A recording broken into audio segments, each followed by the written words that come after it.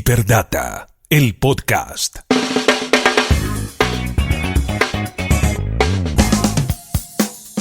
Hola, aquí estamos de nuevo, episodio 14 de Hiperdata, tu vida conectada. Mi nombre es Daniel Faura y hoy tendremos una entrevista muy pertinente que tiene que ver con un documental que se está pasando por Netflix. Está en el top 10 de lo más visto, todo el mundo está hablando, todo el mundo está asustado, enloquecido. Tendremos a Laura Jurkowski, editora del libro Efecto Pantalla, analizando desde el punto de vista psicológico este documental. En Código Abierto tendremos a Santiago Cruz, hablándonos de su cercanía a la tecnología. Él tiene un podcast que se llama Punto de Vista, que le va muy bien en las plataformas y es escuchado por mucha gente. Y al final hablamos de etimología de algunas palabras, Wi-Fi, algoritmo, término muy de moda y del cual vamos a hablar con Laura Jurkowski, y vamos a hablar de la I de Apple, la I que acompaña iMac, iPod, iTunes, iPhone, iPad, su origen, de dónde nació. 10, 9, ignition sequence start. Así que de esta forma arrancamos esta nave. Bienvenidos, esto es Hiperdata, tu vida conectada.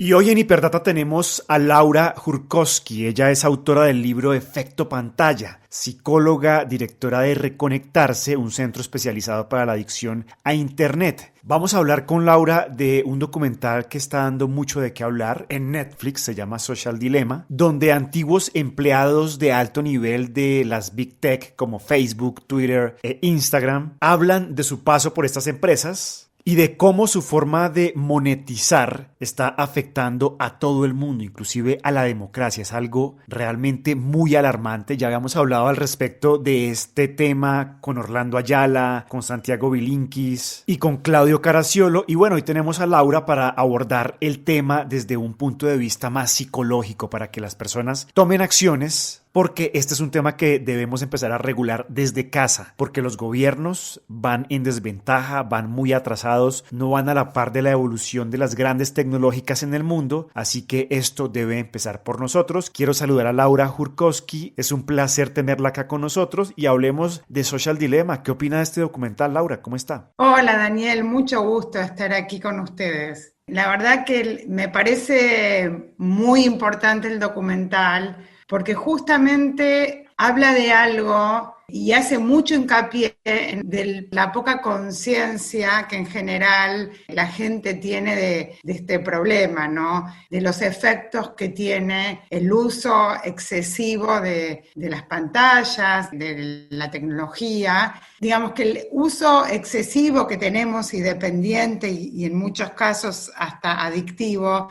no es ingenuo, sino que realmente atrás de esto hay un objetivo, que es el objetivo justamente de las empresas, de que esto ocurra, ¿no? Y que cada vez estemos más tiempo conectados, dediquemos más de nuestro tiempo a estar en las redes sociales y a consumir esto.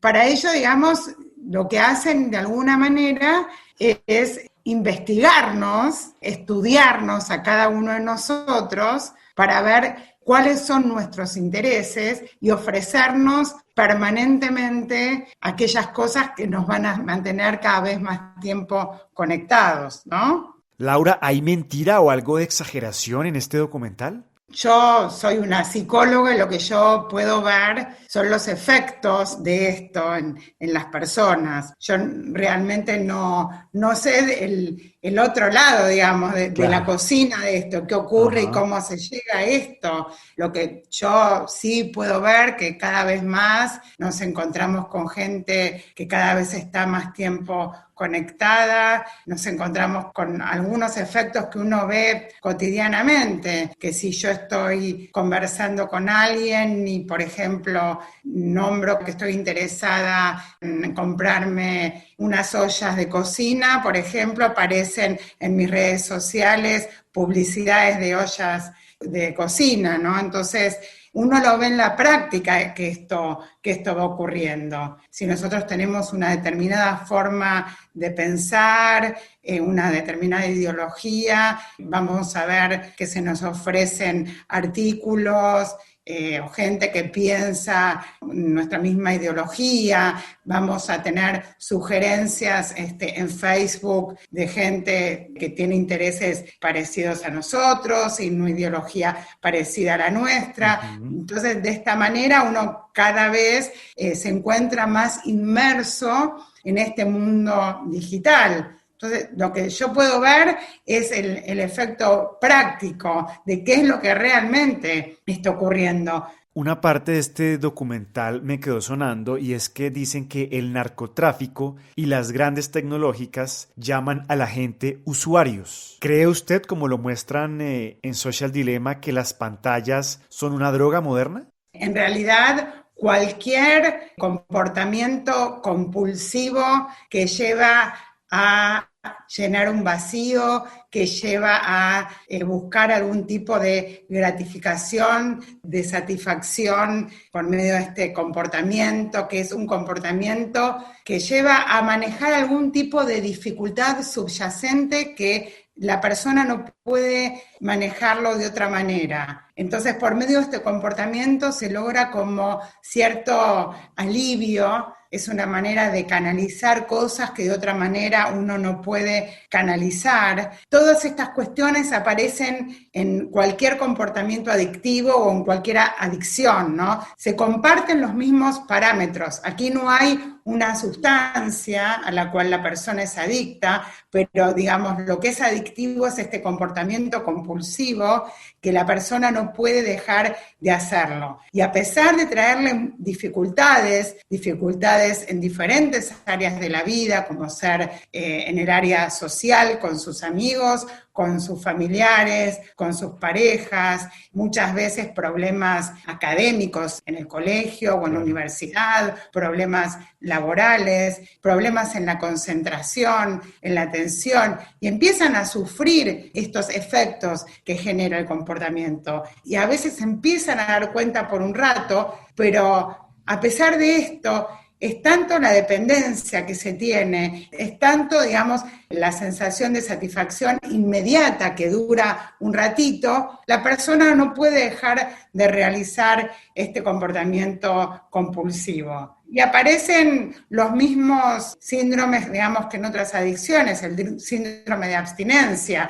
que si no puede realizar el comportamiento, aparece una sensación de ansiedad, de angustia, de malestar, de depresión, de irritabilidad, de violencia. Muchas veces veo muchos jóvenes, por ejemplo, que los padres han decidido intentar poner algún límite a sus hijos, al ver que realmente esto se está transformando en algo sumamente problemático, y chicos que tienen reacciones realmente muy explosivas, muchas situaciones de violencia, muchas veces llegan a romper cosas, a pegar, ¿no? Eso es justamente por el síndrome de abstinencia, ¿sí? Y también aparece lo que llamamos el fenómeno de tolerancia, que significa que para poder llegar al mismo efecto que al principio se llegaba con un tiempo cortito, necesitamos estar cada vez más tiempo conectados para sentir este alivio, llenar este vacío, lograr esta gratificación inmediata, ¿sí? Que es lo que genera la dopamina, es esta sensación de quiero ya esta satisfacción inmediata. Laura, usted habla de los diferentes tipos de adicción a las pantallas. ¿Cuáles son esos signos de alarma? Ya nos mencionó algunos. Exactamente. Yo los divido siempre como en tres grandes grupos. Un grupo que, si bien usa mucho las pantallas, sigue teniendo una vida placentera, una vida en la cual la pantalla ocupa una parte, pero pueden tener algún tipo de discusión con algún amigo, con algún familiar, en alguna ocasión por no prestarle atención, por ejemplo, lo que llamamos el fenómeno de FUBing, que es ignorar al otro por estar chequeando, por ejemplo,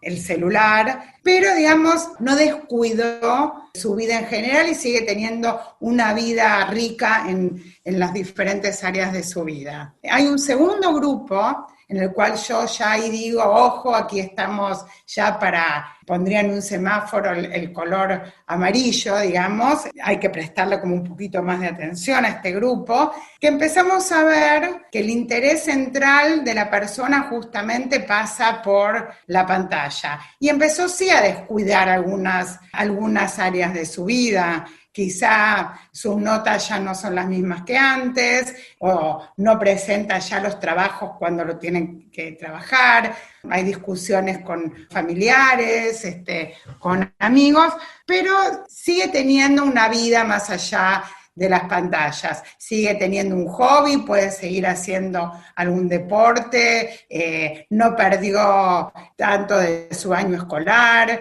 ni de su trabajo, puede seguir teniendo una vida, aunque hay que estar atento porque si se sigue en esta dirección se puede llegar, digamos, a lo que sería ya el grupo rojo, ¿no? Que justamente son los adictos, que como comentaba antes, tienen todos estos parámetros del cual hablé antes, en el cual las pantallas pasan a ser casi la actividad principal o la única. Encontramos muchas veces a jóvenes y gente más grande también que descuidan el sueño porque se quedan hasta muy tarde jugando o chequeando las redes sociales o cualquier utilización, digamos, de las pantallas, lo cual después al otro día esto le trae consecuencias en la concentración y la atención y muchas veces no poder seguir las actividades que tienen que hacer al estar con pocas horas de sueño. También muchas veces trae otro tipo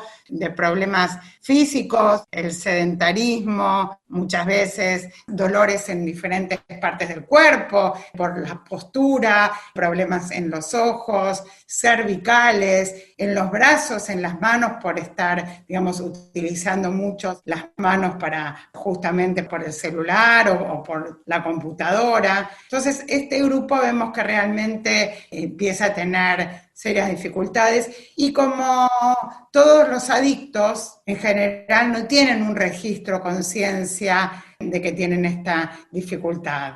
Claro.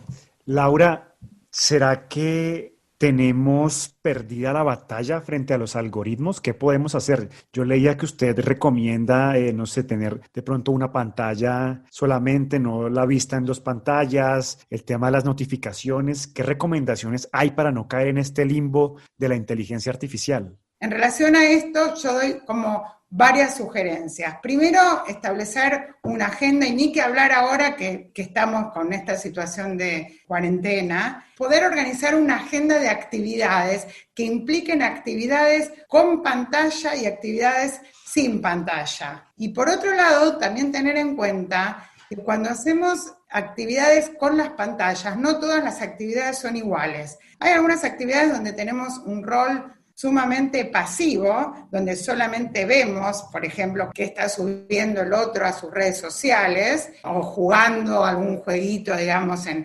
alguna consola. Y después tenemos actividades en las cuales la pantalla pasa a ser una guía, un tutorial, como para armar algo, una receta de cocina, una clase de gimnasia, en el cual ahí ya tenemos un rol como mucho más activo, no estamos simplemente recibiendo pasivamente, mirando qué es lo que hay y nada más. Por otro lado, creo que sí que es muy importante esto, dentro de la actividad, algunas con pantalla y otras sin pantalla, que haya momentos del día en el cual dejemos las pantallas totalmente de lado, que haya conexión con el otro cara a cara, que nos podamos ver con un otro y que en ese momento dejemos las pantallas de lado. Si hay un encuentro de una comida familiar, que sea el momento de dejar las pantallas, que no haya ni televisión, ni celular, ni computadora, ni tablet. Es importante que los padres tengan en cuenta que educamos como modelos, más allá de lo que nosotros les digamos a nuestros hijos,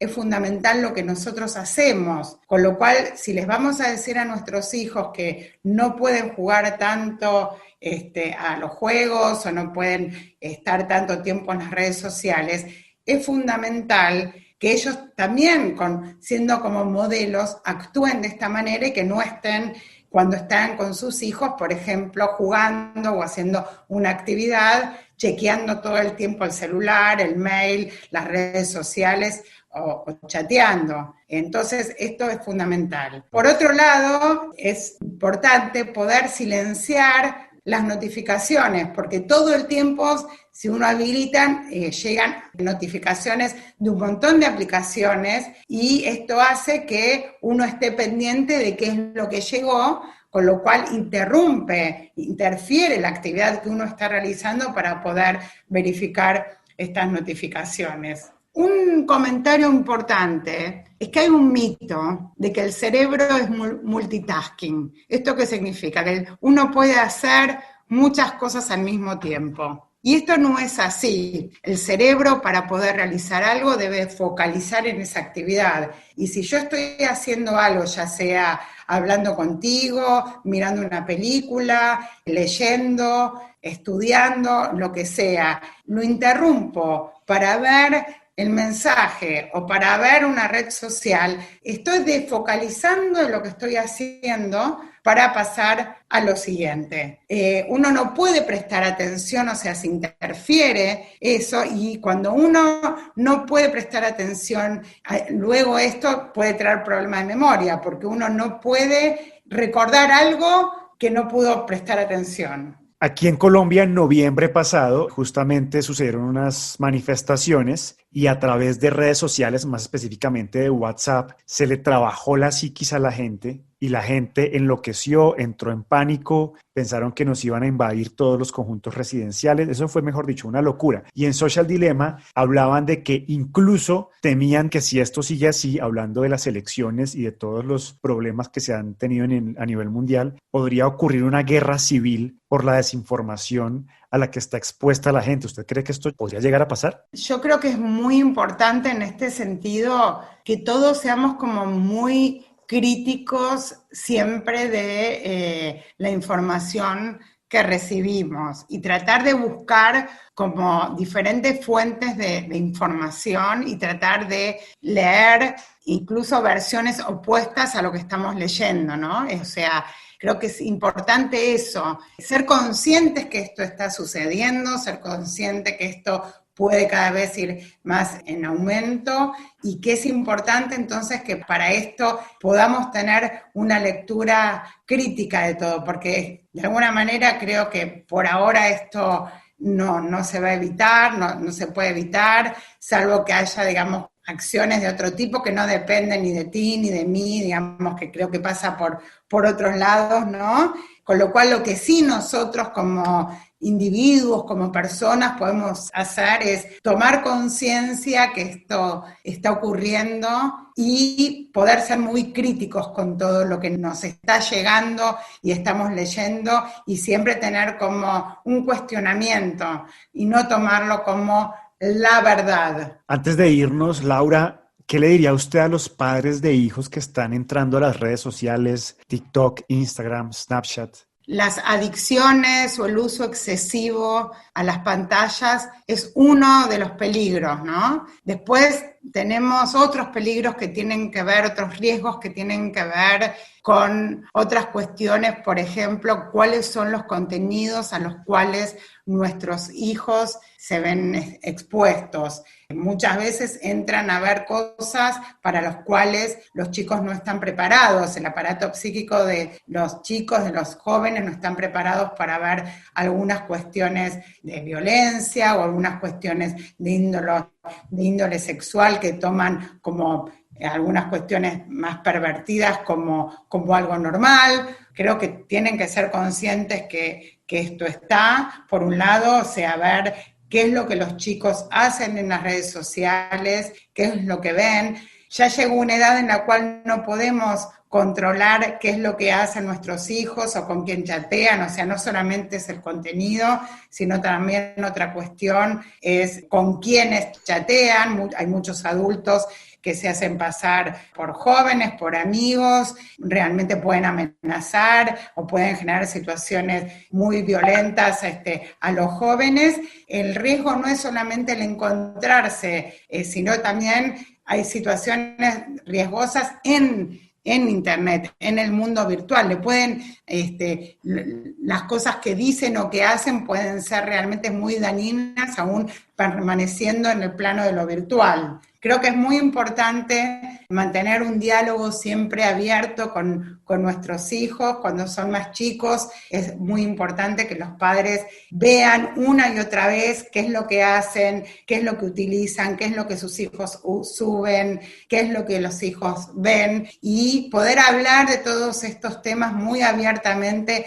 con los hijos. Cuando son más grandes, ya son adolescentes, es muy difícil que podamos ver, que nos dejen entrar para poder ver qué es lo que hacen. Laura Jurkowski, gracias por haber estado aquí con nosotros en Hiperdata. Muy valioso, muy constructiva su punto de vista acerca de este documental que, bueno, está de moda y que sea un gran momento para tocar el tema que ya estaba presente hace mucho tiempo. Gracias por haber estado aquí con nosotros, Laura. Muchas gracias, y yo los invito a que visiten mi página web, que es reconectarse.com.ar, que allí hay un montón de información, que pueden ver todos los problemas vinculados, digamos, a las pantallas, y bueno, y también, si les interesa, poder leer el libro Efecto Pantallas. Hiperdata, el podcast. Y si te quedas esta noche, y si me abrazas en la cama. Hola, ¿qué tal? Yo soy Santiago Cruz y encantado de hacer parte de Hiperdata. Y como lo anunciamos, tenemos a Santiago Cruz. Creo que la primera vez que lo vi fue por allá en 2003. Yo trabajaba en una emisora juvenil y él era telonero en un concierto. Es que no recuerdo, de hecho, el concierto. Recuerdo a Santiago Cruz como telonero porque llegó a Bogotá y empezó a romperla en las emisoras musicales con su música. Y bueno, es un placer tenerlo aquí en Código Abierto de Hiperdata. Santiago, bienvenido. Cuando uno entra a Google y busca Santiago Cruz, la primera pregunta que la gente se hace es Santiago Cruz y Betty la Fea. ¿Por qué?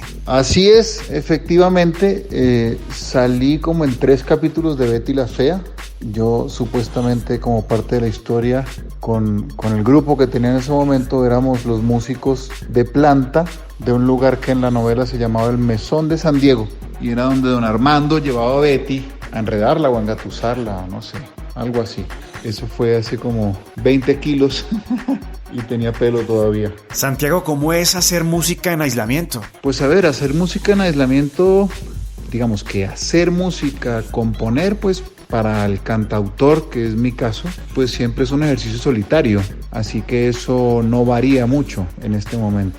Ahora bien, la verdad es que yo he escrito muy poco durante la cuarentena. He estado como bloqueado en ese sentido, aunque ya se está empezando a abrir un poquito la llave, pero sí he estado un poquito cerrado en ese sentido en cuarentena. ¿Qué opina de los conciertos virtuales? Vengo diciendo durante toda la cuarentena que es como el sexo virtual. Pues tiene su encanto, claramente, pero nada como revolcarse en la cama con la persona que uno se quiere revolcar. Pasa lo mismo con los conciertos virtuales. Uno tiene como toda la ansiedad del concierto, toda la ansiedad de tocar, de que todo salga bien, y no tiene la retribución del contacto con la gente. Entonces se queda como corto el flujo de energía en ese sentido. Tiene una ventaja, y es que se conecta a la gente de distintos lugares, de distintos países a una misma hora, que eso no pasaba antes, pero realmente prefiero el encuentro. Ok, Santiago, ¿a qué edad tuvo su primer celular? Yo llegué tarde a esos aparatos, te digo la verdad. Tal vez el mío habrá sido un Nokia. ¿Cuál es el Nokia más conocido? Ese Nokia, el que tenía todo el mundo, el de la culebrita. ¿Habrá sido el Nokia 1100 o el 3310? También los tuve. Ese habrá sido, pero yo no recuerdo qué edad tenía yo en ese momento, la verdad. Y el computador, pues cuando yo trabajaba en oficina, digamos que tuve acceso a computadores y era como parte de la dotación del trabajo, pero el primero mío que tuve fue un Mac, que de hecho todavía lo tengo, uno de esos blanquitos bien bonitos que eran esos computadores. Ese fue el primero que tuve. Si pudiera desaparecer un gadget, ¿cuál sería? Desaparecería más bien las aplicaciones que permiten hacer esas vainas de que la gente salta y cambia el vestido o cambia lo que tiene puesto. Ya, suficiente con eso. Creo que desaparecería eso. ¿Cuál es su gadget favorito? Hay un gadget, un aparatico que me regalaron de Día del Padre además, y es como un soporte como Steadicam para el teléfono, para hacer unos videos, que además pues tiene muchas funciones atractivas visualmente. Entonces ese aparatico donde el celular tú le puedes fijar un punto objetivo y se mueve alrededor de ese punto objetivo, es una maravilla, y ese en este momento es como mi gadget favorito. Santiago, ¿para cuál gadget es negado? A ver, más que para un gadget, soy negado para una aplicación, y es el TikTok. La verdad que es una cosa que no termino de entender, no termino de descifrar. La tengo mi usuario y todo, y cuando entro a ver qué hago no entiendo ni por dónde arrancar. Entonces me declaro negado para eso del TikTok. Recomiéndenos playlist de música. ¿Cuál está escuchando por estos días? Ahorita ando muy enganchado con el movimiento independiente, con el movimiento alternativo de la música, tanto en español como en inglés. Voy armando mis propias playlists de alguna manera, y hice una playlist para la gente que sigue ahí lo que hago, que es como SC en mis audífonos, lo que estoy oyendo en este momento. También hice una playlist de canciones mías que sentía pertinentes para acompañar a la gente en la cuarentena. Y estoy siguiendo ahora, cuando voy a montar bicicleta, por ejemplo, hay una playlist en Spotify que se llama Indie Workout, y esa playlist me acompaña en mis rutas de bicicleta. Usted ya es un podcaster consumado, Santiago. Recomiéndenos podcasts para escuchar. Bueno, estoy ahorita muy metido con el cuento del podcast, porque además pues tengo mi podcast propio, que es Punto de Vista. Yo sé que hay como una epidemia de podcast, pero es un formato muy interesante. Tengo 3 que son recurrentes. El principal, el que más oigo, es uno que se llama Broken Record, que es un podcast de música. Y hay otro de conversaciones que tiene Alec Baldwin, que se llama Here's the Thing.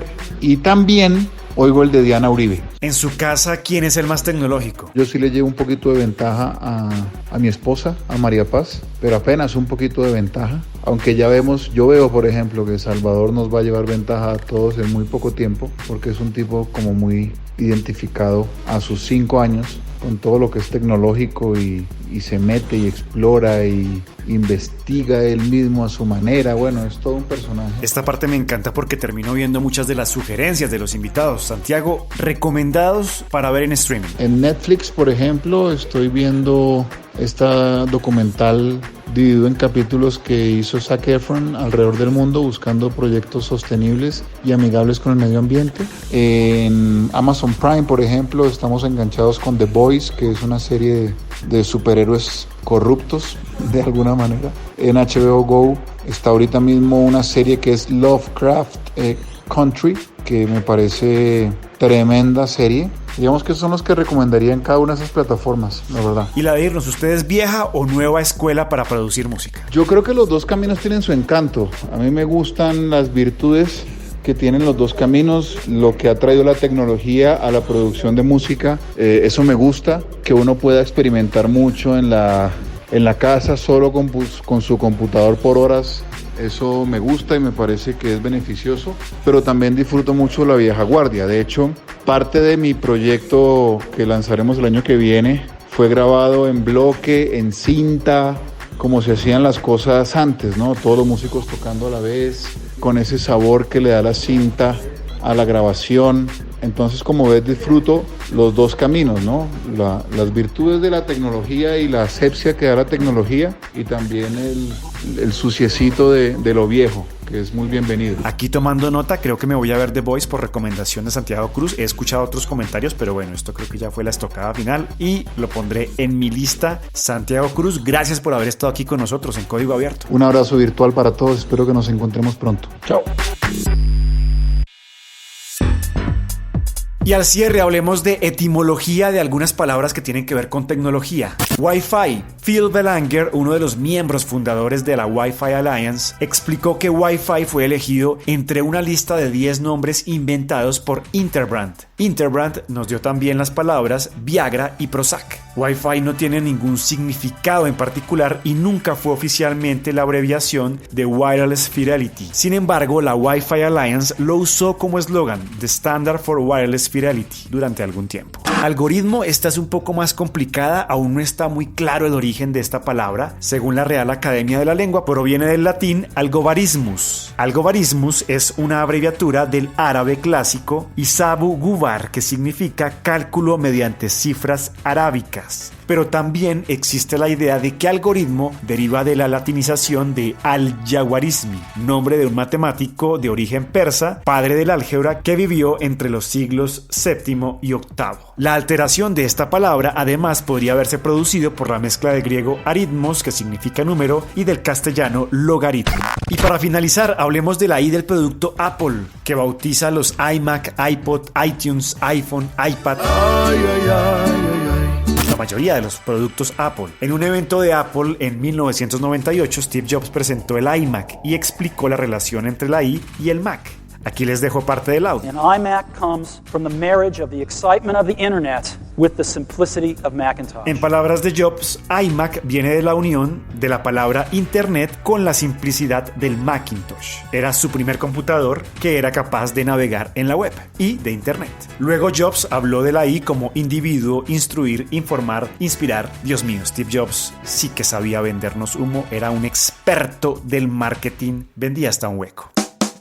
Hasta aquí llegamos en el día de hoy en Hiperdata. Espero que los que nos hayan visto Social Dilemma después de este podcast lo hagan, porque nos aterriza muchas de las redes en las que estamos registrados y realmente no sabemos que no son gratis, que el producto somos nosotros. Nos vemos dentro de 8 días en un nuevo episodio de Hiperdata, tu vida conectada. Chao.